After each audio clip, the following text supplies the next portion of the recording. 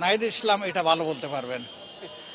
আমরা অতীত নিয়ে কামড়াকামড়ি করার পক্ষে না, আমরা বর্তমান এবং ভবিষ্যৎ নিয়ে আগাইতে চাই ইনশাআল্লাহ। উনি কেন বলেছেন উনি ভালো বলতে পারবেন, ওনাকে জিজ্ঞেস করলে আপনারা উত্তর পাবেন খুব ভালো।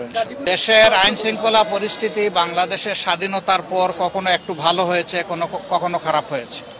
খুব ভালো কখনো ছিল না, খুব ভালো কখনো হবে না, যতক্ষণ পর্যন্ত রাজনৈতিক নেতৃবৃন্দের সিদ্ধান্ত সঠিক না হবে।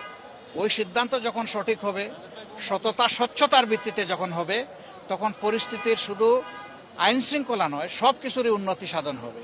এর সাথে সব কিছু রিলেটেড। যারা গুলি করেছে তারা দুর্বৃত্ত, এভাবে গুলি করার অধিকার কাউকে কারণেই প্রতিবাদ করবে।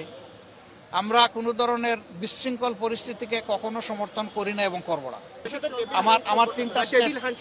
আমার তিনটা স্ট্যাটাস যদি আপনারা দেখেন তাইলে উত্তর পেয়ে যাবেন।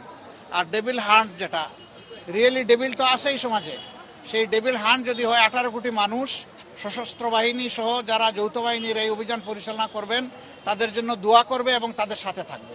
সত্যিকারের ডেভিলটা যদি হান্ট হয়। আমরা অফিসিয়ালি এখনো কোনো প্রার্থী ঘোষণা করি নাই, এটা আমাদের প্রাথমিক সিলেকশন। ইলেকশন বহু সামনে রয়ে গেছে, অনেক দূর। ইলেকশন যখন কাছে আসবে তখন আমরা ফাইনাল সিদ্ধান্ত নেব, তখন যাদেরকে বিভিন্ন আসনে নমিনি হিসেবে দেওয়া হবে বা ক্যান্ডিডেট হিসেবে দেওয়া হবে তারাই ক্যান্ডিডেট হবে। এটা সবসময় সঠিক না। নির্বাচিত সরকার বলেই তো যারা 15 বছর ছিলেন তারাই তো এই দেশের এই অবস্থা বাজিয়েছেন। তো সরকার নির্বাচিত হলে গেলেই যে ভালো সরকার হবে এটা বলা যাবে না।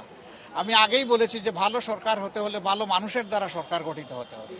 এই জন্য অতীত যার ভালো, বর্তমান যার ভালো, আশা করা যায় ভবিষ্যৎ তার ভালো হবে। নির্বাচন তো আমরা সবাই চাই, পরিস্থিতি সৃষ্টি তো করতেই হবে। তবে এর আগে আমরা দুটো জিনিস চেয়েছি। একটা হচ্ছে কিছু বেসিক রিফর্ম বা সংস্কার, মৌলিক কিছু সংস্কার করতে হবে, না করলে সুষ্ঠু নির্বাচন করা সম্ভব না। এই অবস্থায় যদি একটা নির্বাচন দেওয়া হয়, এটা নির্বাচনের জেনোসাইড, নির্বাচন গণহত্যা হবে। আমরা এটা চাই না। আমরা চাই গণহত্যার পরে একটা সুষ্ঠু নির্বাচনের পরিবেশ সৃষ্টি করে তারপরে নির্বাচন।